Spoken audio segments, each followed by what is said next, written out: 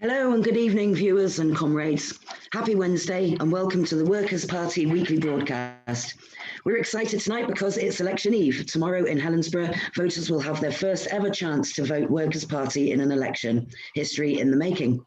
So we'll be hearing from party members shortly, but first may I present to you our supersonic leader, the most popular boy in Scotland, George Galloway.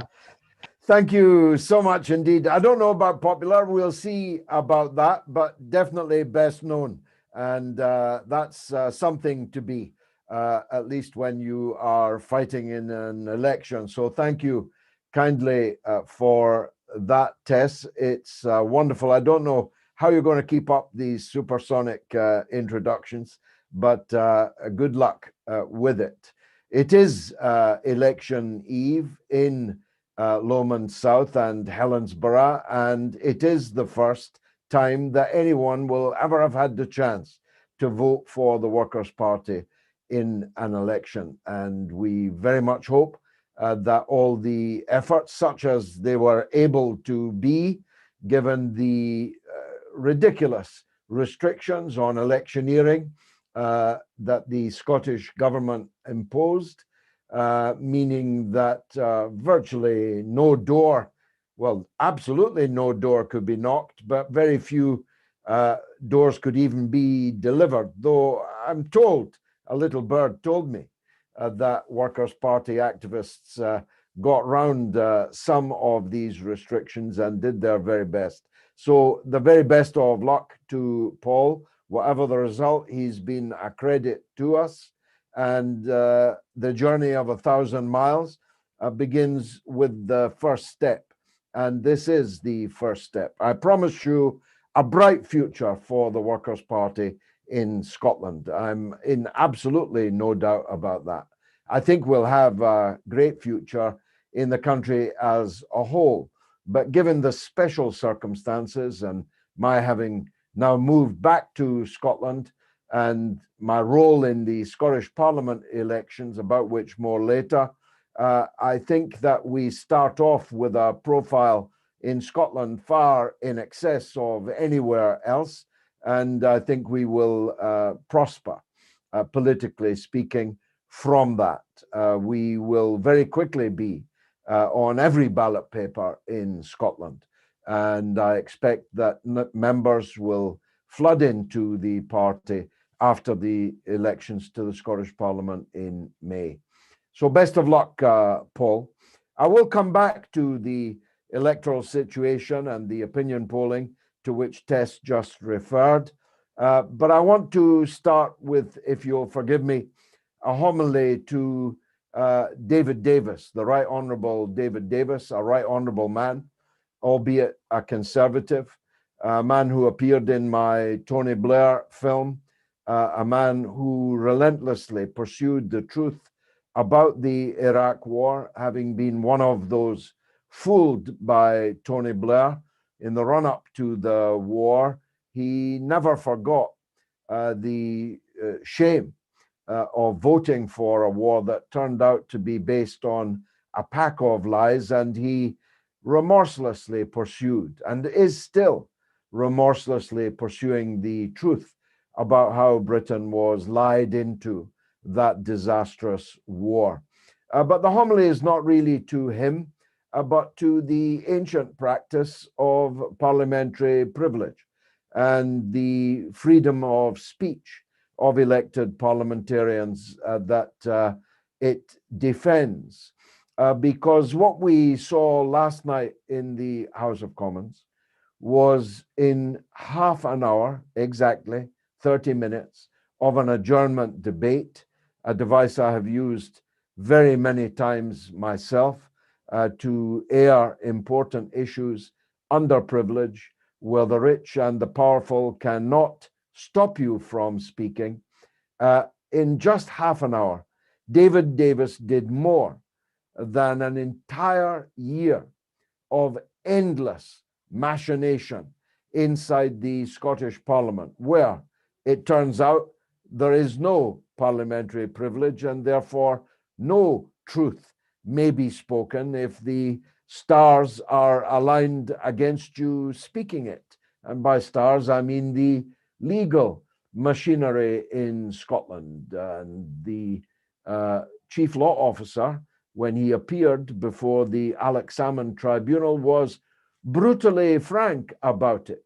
He warned the members of the Scottish Parliament what they were allowed to ask him and what they were allowed not to, and what they were allowed to say about him and about the Crown, and what they were not allowed. You may well think, those of you not lucky enough to live under the Scottish government, that it's a peculiar kind of parliament where unelected law officers can tell the elected members of parliament what they might say and what questions they might ask. And you'd be right about that. I used my right of seeking adjournment debates on many things. I exposed the role of Ian Henderson, the Scottish spook who in Kenya and in other places ran a reign of terror at the fag end of the empire, but who in my time in Parliament was still torturing people in Bahrain, on the torture tables of Bahrain. And I named him and shamed him and exposed him in a debate. I exposed Roger Windsor, whom I believed to be a state asset inside the miners' union during the epic miners' strike. I used it for many purposes. I exposed the fake sheikh, you may remember. I can't remember his name now, but the man who used to be the undercover chief reporter for the News of the World, whose speciality was to entrap people into incriminating speech or behavior, who ruined a lot of lives and who tried to entrap me over Rupert Murdoch and other things. And I exposed them in an adjournment debate. It's a very important parliamentary occasion if the member of parliament who's granted the debate, and it's chosen by lot, has the courage to actually name and shame the people that he is or she is exposing. And of course, that rules out a lot of members of parliament. Courage is in short supply in the British political class these days, but it was not always so. My late friend, of whom I now think more and more often, Tam Dalyell, the erstwhile member of parliament for Linlithgow, and a very great role model for a radical parliamentarian. He used adjournment debates throughout the miners' strike, throughout the Falklands War, right up through the Yugoslav War, the Iraq War. He was usually, often at least, thrown out of Parliament for using unparliamentary language about some of our rulers.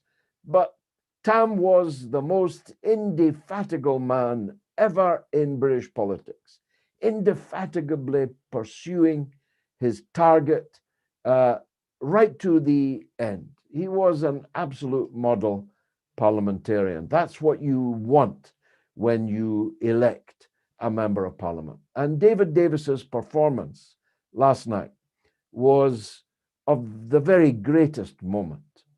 What he did was, courtesy of a whistleblower, and whistleblowers too are in shorter supply nowadays than they used to be, and that's a result of a deliberate policy. They might as well put up signs in the corridors of power. Look at Belmarsh Prison and think about Julian Assange, the world's greatest whistleblower. So whistleblowers are in shorter supply than they used to, but David Davis had one. And that whistleblower gave him texts between, I'll not bore you with their names, the wider audience doesn't necessarily want to know the names, but senior figures in the Scottish government, the Scottish civil service, which of course is part of the British civil service, but has been suborned and has been subverted and has been turned and now operates openly, nakedly at the top levels, not the middle and lower levels, but at the top levels operates nakedly as an arm of the SNP's state building project. And the text messages that were revealed by David Davis last night, if you haven't seen them yet, you must watch the video. It will repay many times, both to show you what can be done with political office, and we're coming later in my talk to those of us who are seeking political office. We're not seeking it for the expenses. We're not seeking it for the wages or the buns in the tea room. We're seeking it to use elected office for a purpose that will serve the interests of the people we represent. And the texts that were revealed show a conspiracy to pervert the course of justice, and without a shadow of a doubt, they demonstrate perjury under oath of at least two of those who have been under oath in the course of all of this last 12 months or so. And David Davis has now forwarded all this to Police Scotland. I wish that another police force could be brought in to investigate this matter, because Police Scotland, not to put too fine a point on it, has a checkered record in this Alex Salmond, Nicola Sturgeon conspiracy scandal. But that would require the Scottish government to invite another police force in to do the investigation, and they will not do that. But I'm hoping that as the sinking ship of Scottish nationalism is more and more obviously on the way out, that the police will properly investigate the material that David Davis has now sent them. It is evidence of clearly corrupt attempt to frame Alex Salmond, which is what I told you right from the beginning. For the avoidance of doubt, in case there is anyone in any doubt, whilst I regard Salmond by the length of Sauchiehall Street to be the superior person to Nicola Sturgeon, I'm against both of them. I'm against the lifelong project of both of them. But I am for excuse me, I am for justice, no matter who it's for and no matter who it's against. And we, as the Commandante told us, have to be capable of trembling with indignation at any injustice against anyone, anywhere. And I'm angry about the extent to which the country that I love, that I was born in, that I grew up in, that I served in Parliament for 4 parliamentary terms, has been brought low by these people, these conspirators. Its name has been dragged in the mud, although the mud gets deeper and deeper and more foul, as I shall quickly sketch in a moment. And this cannot be allowed to stand. There is now not a sentient being in Scotland now any longer in any doubt as to who was doing what to whom in the Salmond affair. Some, a disturbingly large number, are ready to wheesht for Indy, not to rock the boat, not to sink the ship, because the captains and the officer class on the ship turn out to be rotten, corrupt conspirators. But I think it's beyond doubt that the majority of my fellow countrymen, a healthy majority, ever healthier by the day, have decided that enough is enough. And whatever their views actually on independence, you cannot re-elect Nicola Sturgeon's government in May. It would be to reward a record of corruption and incompetence so long I could not possibly touch on even the tip of it in a broadcast this length. But see tweets, broadcasts, articles, passim, if you want to know more of the details of that record of corruption and incompetence. But the sleazy National Party, as they are now increasingly well known, must be defeated and will be defeated in the elections in May. Of that, I'm in no doubt at all. That won't end, of course, the issue of independence. It won't end Scottish nationalism, but it will take Scotland off the hamster wheel. It will end the never-ending. It will kick far down the road this constitutional obsession of theirs, and will open space, therefore, for real politics about people's real lives to become the predominant theme in political discourse and activity here in this country of Scotland. Of course, it's not just the conspirators unmasked by David Davis in Parliament last night.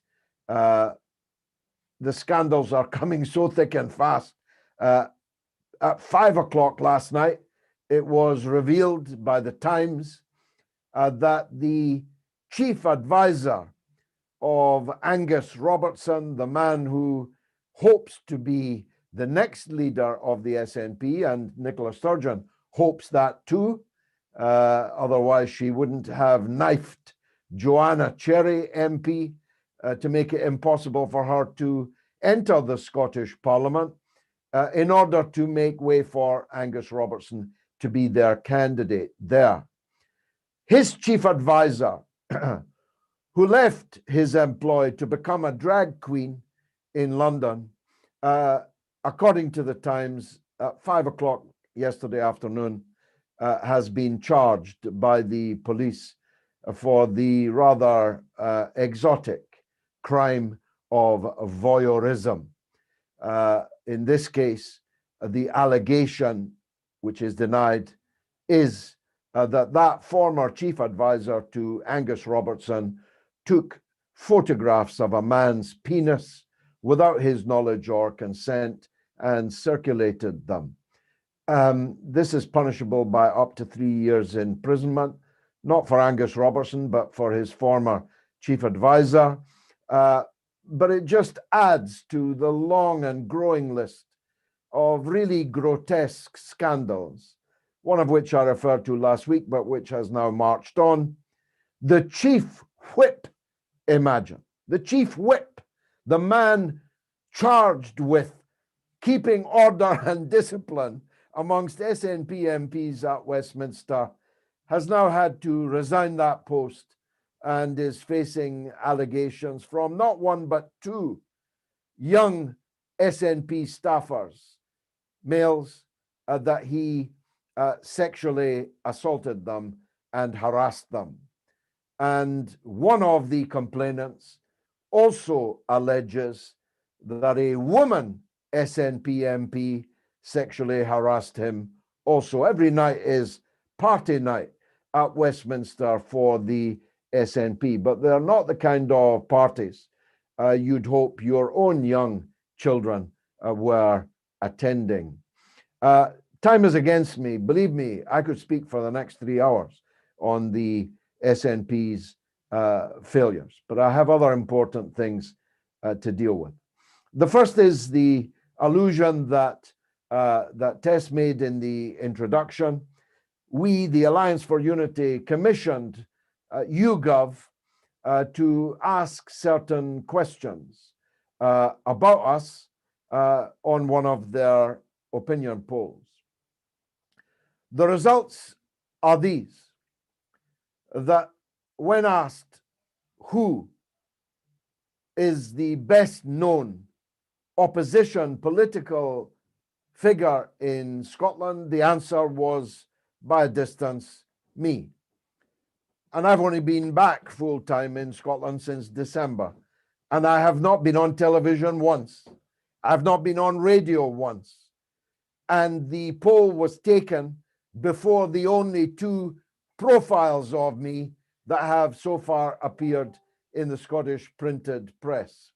Before a single leaflet with my face on it has gone through a single door in Scotland, I was, by a distance, the best known opposition political figure in Scotland. Amongst Leave voters, Brexit voters, I was favoured as the man best able to stand up to the SNP over any and all of the others. And there were, contrary to what you might think, 1.1 million Brexit voters in Scotland in 2016 in the Brexit referendum.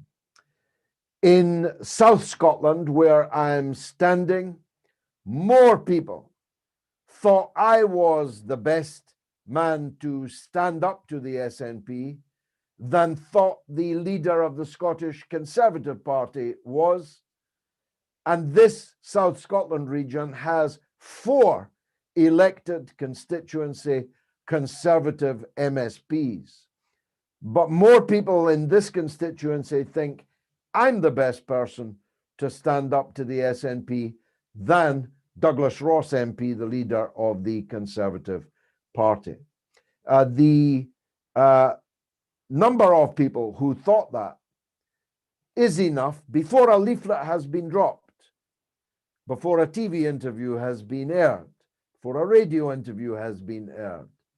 The number of people who thought that are sufficient, not just to elect me, but to elect a second MSP from the Alliance for Unity. And by the time our campaign is finished, that number, I'm sure, will go up. And bear in mind that half of the people did not know the answer to that question. So given a fair proportion of those coming our way and giving the campaigning efforts that lie ahead, our first leaflet will be dropped through 339,000 doors next week, in one go. 339,000 doors will get a leaflet from me with our argument, my picture of my running mates in the next 9 days or so. So in Lothian and in Glasgow, ditto. I was the man regarded as best able to stand up to the SNP. So our campaign is going fantastically well. I think we have captured the public mood in Scotland. We are the zeitgeist. We have changed the political weather. In the time we've been going, both the Conservatives and the Labour Party have sacked their leaders because of a perceived danger to those two parties from this rising tide that we are surfing on. So those opinion polls and the continuing collapse of the SNP, which may happen at any time. This government may fall at any time, even before the election. Such is the pace of events, are very, very important things to bear in mind. Now, on the subject of elections, I've mentioned Paul Burrows, but there are 2 other elections I need to talk about. The first is the local elections, and by the way, you've got until Friday only to email us if you want to be a candidate in England in the council elections in May, in Scotland in the Scottish Parliament elections in May. There are still plenty of places where we can stand in England, and there are still not plenty, but there are still some places on our candidates lists in the Scottish Parliament elections that you can stand on. So let us know by the end of the week. And we'll discuss, I'm sure, plenty of times between now and May, how our campaign for local office in the local authority elections in England is going. By the way, the email address is elections@workerspartybritain.org. elections@workerspartybritain.org. When we come to the local elections in Scotland next year, where proportional representation is in place, then we're talking. Then we're really talking. On a single transferable vote election with multi-member constituencies, the Workers' Party are a serious threat to the existing parties in Scottish local government. But lastly, let me deal with a very important development. The Labour Member of Parliament for Hartlepool, I don't even remember his name and it no longer matters, has just resigned from Parliament in disgrace in advance of a tribunal result in which he was being pursued for disgraceful behavior. I needn't dwell on the nature of that disgrace, but it will be no surprise to you when you read it all. Such is the sink of depravity in many parts of our political system. This is not the first and will not be the last such resignation. But of course, every resignation means a by-election. As Nye Bevan said, where there's death, there's hope. But in this case, it's not a death. It is a resignation of a Labour MP in utter disgrace. As a matter of fact, Labour are in utter disgrace in Hartlepool anyway. If anyone has been to Hartlepool, they will see the results of decades of Labour loyalty, reaching the absurd heights of electing Peter Mandelson as their Member of Parliament at one stage. That's how contemptuous Labour is of the people of Hartlepool. They were prepared to put Peter Mandelson in as their Member of Parliament. And that's where he famously, if you recall, when being a man of the people, he went into a Hartlepool chip shop and said that he would have chips with some of that avocado, please. Avocado in a chip shop in Hartlepool is not often found, but mushy peas were what he was actually referring to. Labour doesn't deserve the support of the working class people in Hartlepool, and that's nearly everybody in Hartlepool. It is one of the most proletarian towns in the whole of the country, and the working class there deserve better, and they're going to get that offer from us. So let me say now that we will be standing in the Hartlepool by-election when it's called, and we will put every effort that we can into that by-election. It'll be our first Westminster Parliamentary by-election. We'll all go there. All roads will lead, not to Wigan Pier yet, but to Hartlepool.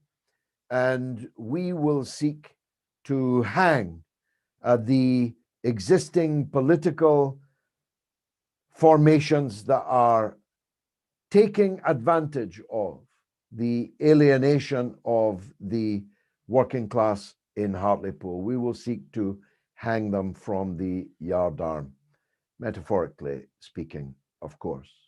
And we will offer something better. We will offer honest representation of the working class in Hartlepool. So if you are watching in Hartlepool or anywhere near it, be sure the Workers' Party of Britain are coming to stand by your side. We are the Brexit Party. We are the working class party.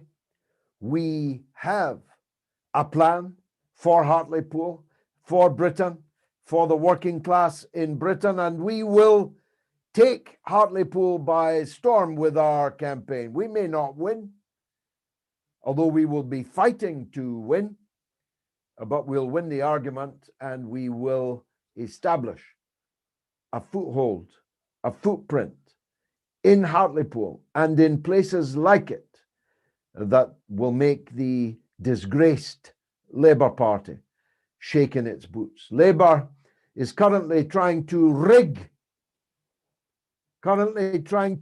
this election for a one-man shortlist of a fervent Euromaniac Remainer in Hartlepool, one of the strongest bases of the Brexit campaign in the entire country. It's all aligning in our favor. Tess, thanks very much for listening to me. I'm happy to take questions. Thanks, George. Exciting times ahead. And what's happening? Sleaze back in politics. It probably never went away, but we were all busy looking at something else for a little while there. Yeah. Yeah. It's the last days of John Major, but it looks more like the last days of Pompeii.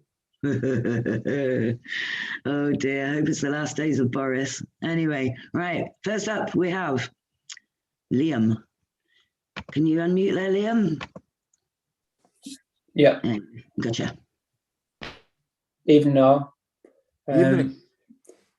I've come to talk about at the moment, there seems to be a mainstream media pushing the mental health crisis, or that's what's being sort of portrayed in the media at the moment, but there isn't any sort of context behind this whatsoever. There's no talks of it actually being, a wealth crisis of what's going on in the nation at the moment. And, there's no discussion around this whatsoever. So and it's probably no coincidence that it's coming up to election times, that it's further sort of dividing and it impacts upon the working class people more than anyone else. It's the impacts on that are lack of housing, lack of education, and as we've seen under austerity, the suicide rates have gone up and up and up. And since we've done figures, the suicide rates have always gone up during Tory rule every single time. Well, these things aren't being discussed. It's as if suddenly we're all catching COVID and now we're all catching depression, and that's obviously just not the case whatsoever. It's much bigger than that, and it doesn't seem to be discussed by mainstream parties whatsoever. There's a focus on this unseen illness or these unseen illnesses about, and there's no understanding of where that's coming from. And I think Hartlepool is a traditional working class place where industry has just been completely destroyed by successive Labour and Tory governments, and they've got mortality rates which are different to the wealthiest place in the air. There's almost a 10-year discrepancy between the areas, and mental health is the same. We've got young people who have no access to jobs, and this is what's driving this so-called mental health crisis. And what parties think they can do about it is, well, let's just throw money, let's create more mental health services, as if that's the answer to things, as if people can solve years and years of poverty and deprivation in some nice six weekly sessions of CBT. And I'm a mental health nurse and I work in mental health, and it's not what people need. There's a place for talking about stuff and what people do and what certain businesses do and charities. They put forward these celebrities to be this voice of mental health. And this is not to discount their distress, but it's not equatable, is it, to a single mum of four who can't work and has been in abusive relationships, or or an 18-year-old male who's been kicked out of school, has no education, and in the local area there's no jobs. It's the two just aren't equatable, and I think it's extremely disrespectful to working class people to sort of say all you need to do is go and talk to someone, as if that's going to make you feel better. It's just not enough, is it? Or to just, take this tablet and you'll feel better. It's become and it's no surprise, I suppose. It's the markets that drive these things. It's capitalism. It's let's make mental illnesses. They become brands. We become consumers of it. So in this country, pharmaceutical companies can't advertise their products, but what they can do is advertise their illnesses, and that's what they do. And if you look at there's examples of that. There was Prince Harry's charity, and look who funds it: Virgin Healthcare. It's no coincidence that these things come about. It's what's driving these things, and they put such pressure on national health services and national health mental health services, is that they are doomed to fail. So suicide rates are going up, and they'll say, why haven't you cured these people? Well, because they've got no access to housing, jobs, or anything else, and there's poverty and there's abuse everywhere. So what can we do? So what do? They shut us down, or they overwork us, and then siphon it off to private companies, as we've seen with Virgin, to name one. And there's plenty of Priory taking over hospitals and things like that, and it hugely impacts upon working class people. And we can see that by the highest death factor in young men is suicide, and this is the things that I think we need to be talking about and pushing, because I think it's so important in going forward and moving forward and changing the discussion on these things. Thank you. Well, you need to be doing that for us, because I don't know anyone who could more eloquently state the obvious to us, but not obvious to our rulers and their media echo chamber.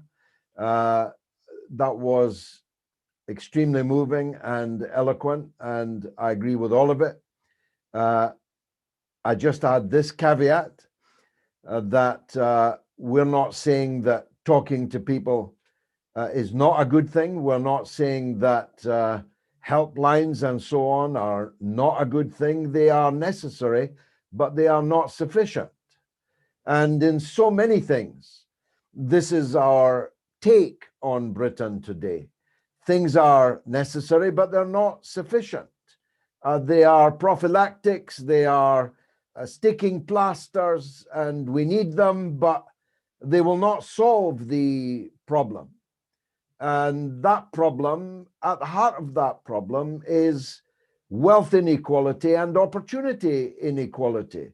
Why wouldn't you be depressed if you were unemployed in Hartlepool? Why wouldn't you be? You would need to be superhuman never to feel depressed if you were unemployed in a place like Hartlepool, because the mass unemployment there has no cavalry coming over the hill. It has no light at the end of the tunnel. The only thing at the end of the tunnel is more darkness, because the economy has been wrecked in Hartlepool and in many other places like it. And therefore, you need a plan. And we are the men and women with a plan. We know what needs to be done. We don't in any way downplay, still less disrespect, the efforts that are being made by people to talk to people about their mental health problems. That is better than not talking about your mental health problems, but it will not solve your mental health problems. You need more than that.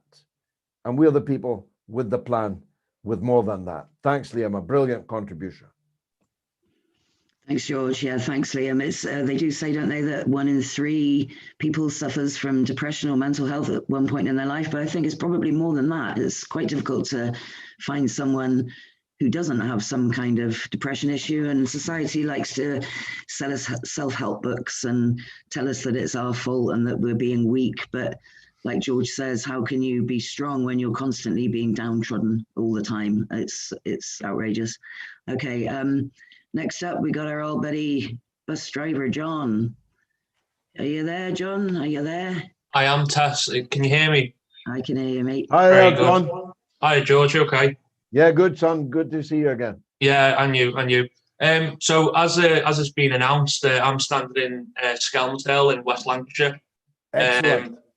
As a councillor there. Bit of an interesting place. It's famous for many things.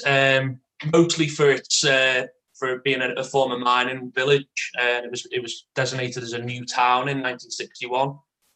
As you can imagine, it's an area that's been left behind over 30, 40 years of neoliberal economics. The result of this is that many are left behind and many have to commute to areas like Southport and Wigan, not Wigan Pier, George, but Wigan to go to work and stuff.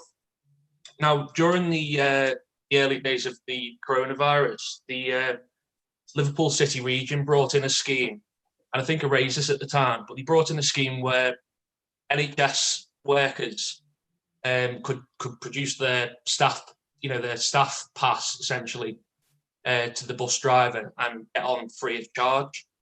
Now, this was only done in the Liverpool City region. Now, there was no help or offering from operators to help bring this in across the board. So you had the bizarre scenario whereby nurses living in Skelmersdale or Ormskirk who worked at Southport, which is in Merseyside, they'd have to pay a full fare of £3.20 to get to work. Wow. Now, obviously, that's single, so it's £6. That's a single. But yeah, so it's worse. It's twofold actually. So you've got because the particular route that we operate, it goes from Southport to Ormskirk to Wigan, but there's only one. Without being all technical, there's only one operator that runs the route, which is us. Now, as a result of that, the fares are hiked up. So a standard fare in Merseyside is £2.30. But obviously to rake the cash in, obviously the company I work for decided it's fair to charge £3.20 for that route because there's no one challenging us on that part of the road, if that makes sense. So yeah, so it was just bizarre. Now I kind of come back to there's an announcement I saw about the increased funding in public transport in the country and in the Liverpool City region more locally. And obviously that's welcome for bus drivers like myself. Surely we ought to bring bus and trade operations back in-house because I think you just mentioned before about sticking plasters and stuff. I mean, surely bringing in green buses or, extra funding for buses, if you just siphoning that to the operators who are then siphoning that cash off itself back to Germany, surely we're just going full circle. And I think by doing so, we end this kind of postcode lottery of monopoly capitalism so that all areas see the benefits and not just Liverpool, not just, and areas don't get left behind. Because as you mentioned there, people, how can you not be depressed by not going to work? And obviously you're going to be even more depressed if you're forced to walk to a job centre meeting, a back to work assessment. Oh, I can't get the bus, I can't afford a £3.20 fare. And because they're every half hour, they're not frequent enough for me to get there on time. So I'm quite passionate in the fact that I think it all comes back to, to public transport. And, you can't get, unless you can afford a car. I mean, you can only afford a car if you've got a job and if you've been working for a long time in order to save up. If you're unemployed, you're not in a position to be going out to buy a car before you happen to come upon a job. So I just think, and I think that's, the pledge that we've got at the moment for free bus travel. I mean, who would disagree with that? Why would that be a hill for someone to die on, to oppose that, you know? And I just think with the way things are, and I don't know whether it's because work's been particularly tough over the last 18 months or so, but you just see that, you know, people are stressed about losing jobs. We've got worries at work ourselves about whether government funding are going to continue and stuff, as to whether we've got jobs ourselves. And it's terribly sad. And I think surely it's got to be a high time for bus travel and operators to be brought back in house. Absolutely, and we're well represented by you in that sector, by Paul Burrows. That's at least 2 bus drivers we've got standing in these elections in May. So just as Liam is the man to advise us on mental health policy, you're definitely absolutely crucial for us in public transport. I wish you all the best. I've never been to Skelmersdale, but I used to write to it a lot when, for 2 decades, 3 decades, before it ceased to be what it said it was on the tin, the Co-op Bank was headquartered there, and I used to write to them all the time. So it's a place that's in my mind. I look forward, if I can, to cheering you on in your election, John. Thanks. Hi, thanks, John.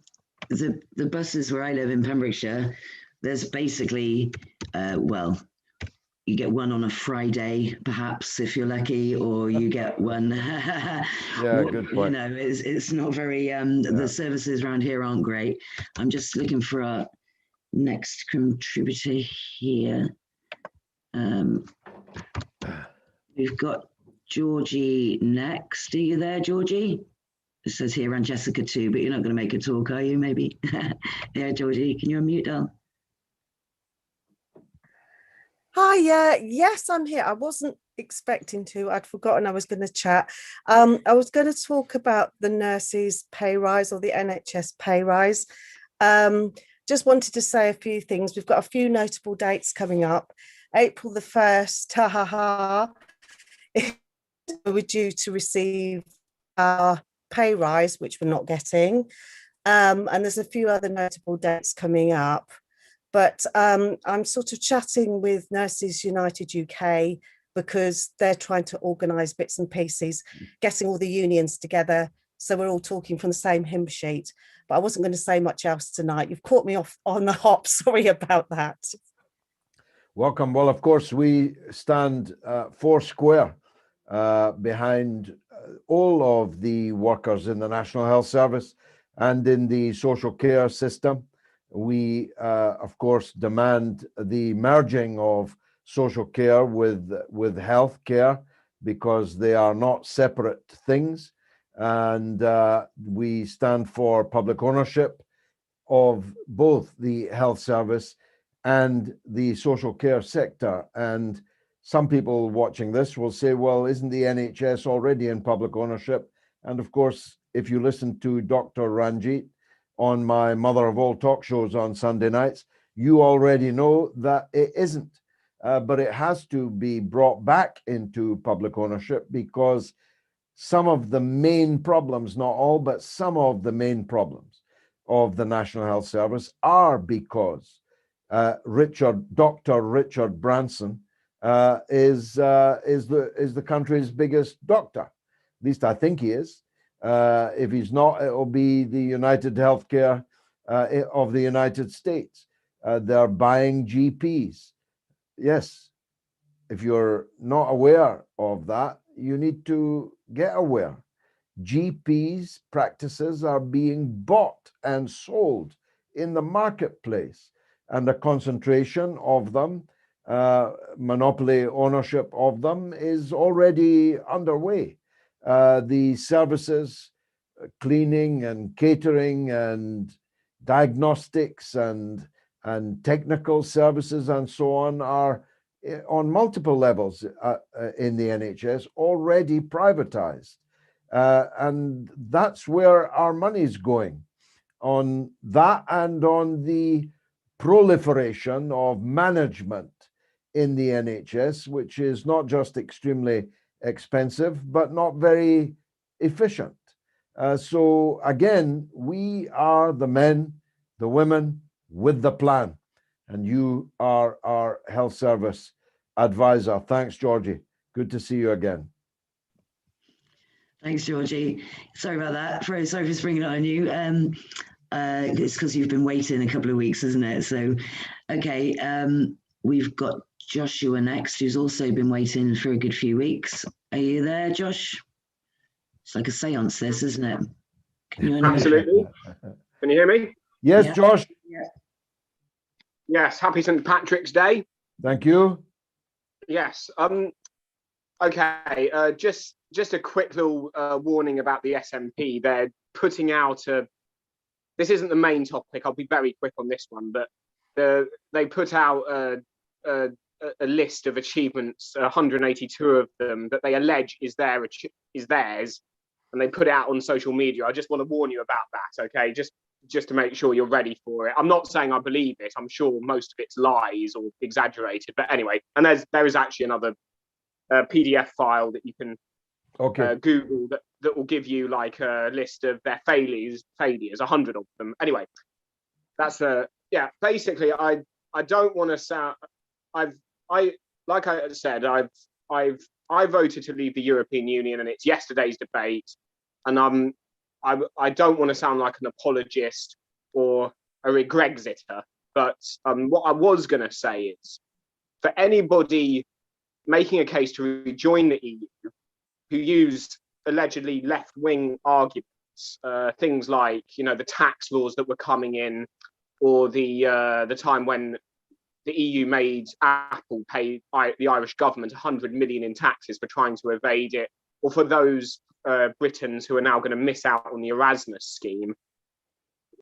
Any of those benefits, and I've no doubt that if, as you said, the aforementioned Richard Branson, the ultimate tax evader who named his company after a tax haven, was an ardent Remainer, he would not have been supporting Remain if he had been deterred by those tax laws that were later to come in. So therefore, I sincerely believe that these tax laws are quite ineffectual. And in fact, an article in the Guardian that I read, which is actually itself a pro-Remain newspaper outlet, said that actually all the company has to do is offshore its accounts in a non-EU country. So I'm not convinced of the perks of remaining in the EU, hence why I chose to Brexit. But for any rejoiners, what's your rejoinder to the tax laws and the Erasmus scheme and the time when they made Apple pay 100 million in taxes? Well, they didn't, of course, because the Irish government refused to take it, and the Irish government backed the company and not the EU. This is all smoke and mirrors. I'm not sure how many rejoiners there are.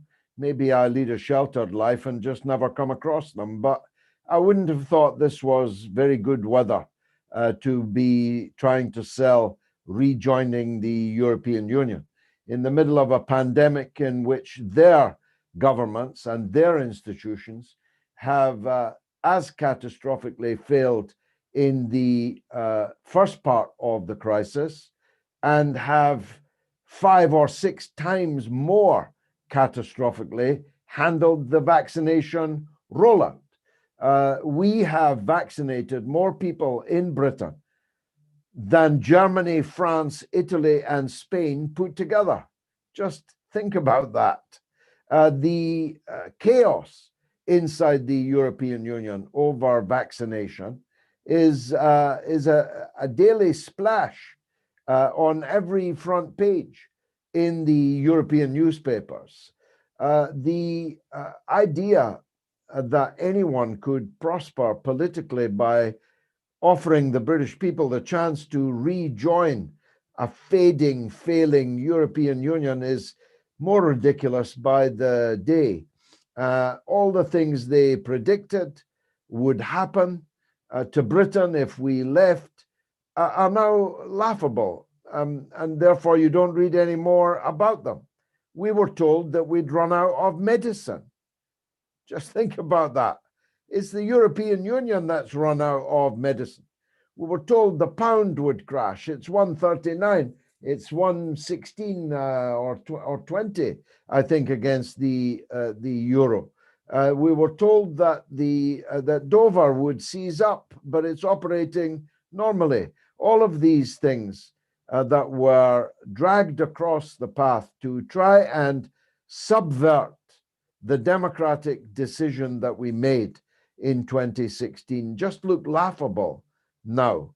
And of course, whether you were for Brexit or not, the question of democracy is trumps everything.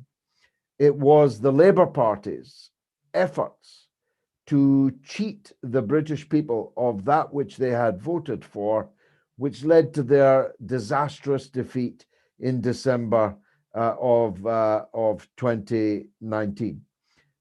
And they've paid a high price for it, and they will go on paying a high price for it. I spoke today with Chris McGlade, the working class poet, about his conversations in the Doncaster area with really quite senior Labour people that we are very much hoping to welcome into the Workers' Party in the very near future.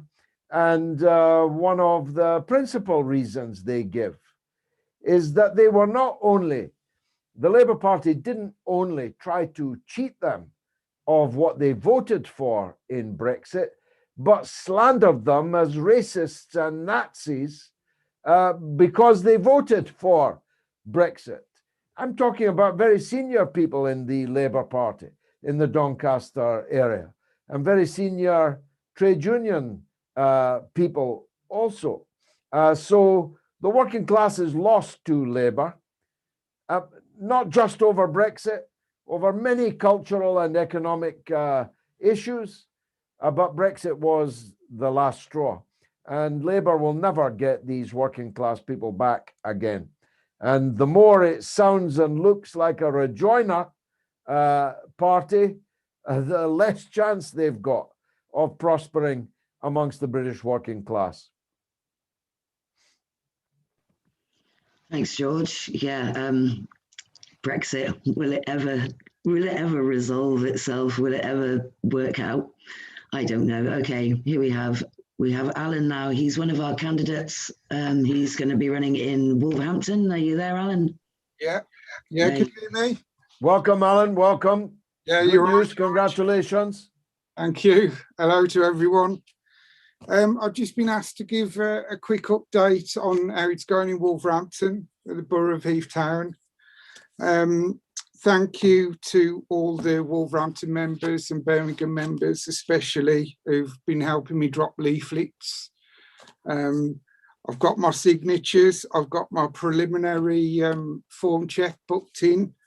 We've been doing video messages, so hopefully they should be coming out soon. That's it really so far, but I would like to say thank you to the whole party really, just for how warm and welcoming everyone has been and the encouragement they've shown as well.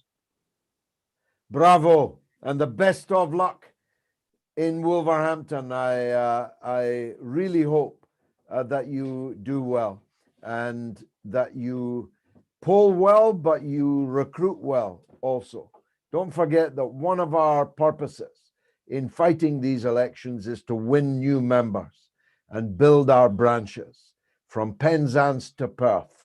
And there's no reason to stop at Perth or even Penzance. So the best of British luck to you. I hope you do very well. Thanks a lot for that. Nice one, Alan. It's really exciting. It's so nice to see normal people running for these things. Next year, George will be able to say Pembroke, Penzance, because we'll be doing them in Wales next year. Excellent. Okay, Rob now, we haven't seen him for a few weeks. The ex-host of this lovely evening, he's going to say a few words. Go for it, Rob. Oh, thanks, Tess. Thanks very much. Yeah, I just had a couple of points that really casting back to some of the things that came up a few weeks ago when it was suggested the tactical voting and giving out the people to vote for in the different areas in Scotland. And it just had me thinking about an issue that this had kind of raised to the surface with some people, you know, some of our members, you know, and responses from people on social media generally. I totally understand, you know, the abhorrence that we have as workers to the Conservatives.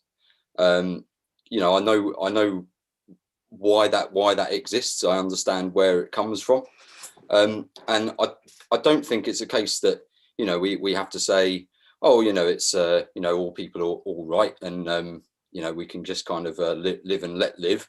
You know, we do understand that we are in a class struggle, but I think when it comes to the Labour Party and, you know, workers having a kind of you know, reaction where it's like you can't stomach the idea of voting the other way because, you know, you've lived your life, you know, maybe, you know, generations of your family have been Labour voters, and it feels like it's you know, a kind of treachery to go the other way. But this is something that we as a party have got to help people get over. I kind of see it as like it's almost nowadays when it's so clear to us, you know, what the Labour Party represents. It's, you know, the other side of the coin. It's the good cop to the Conservative Party's bad cop when we're looking at the entirety of British bourgeois parliamentary politics. And it's like a superstition that we've got to crack. We've got to get over it. You know, we want to build something that can be that real alternative, a real workers' party. And, you know, obviously lots of our members, you know, have come to this party because they joined the Labour Party with the best of intentions and full hopes for, you know, a new beginning and actually being able to change stuff in politics for the better. So, you know, we know that a large part of our membership have got this experience. You know, it's a specific route that people have had through their own, you know, learning of being involved in politics that's brought them here. And while we've got to be understanding, you know, we understand where these prejudices come from, and that like sometimes people might you know, react in, you know, a very sort of like passionate and emotional way to these kind of things. But, you know, for the long run, it is something that we've got to help everyone, all the workers in Britain, to get over this kind of idea. And, you know, I think that we're in a good position to do it because we know that there's masses of working people that have already learned that the Labour Party doesn't represent them.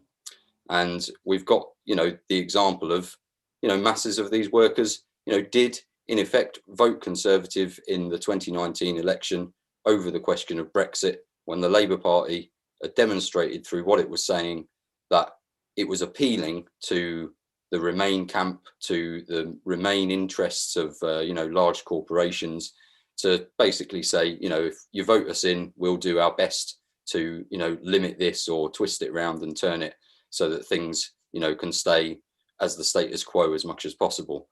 So, you know, we know that there's plenty of workers that have already learnt this. They've already abandoned the Labour Party, and we need to show them that we are the viable alternative, the thing that they should look towards, follow us, you know, listen to what we're saying and get involved with us as a party. And also, you know, lots of people that haven't seen it quite like that. We've got to put the argument to them as well.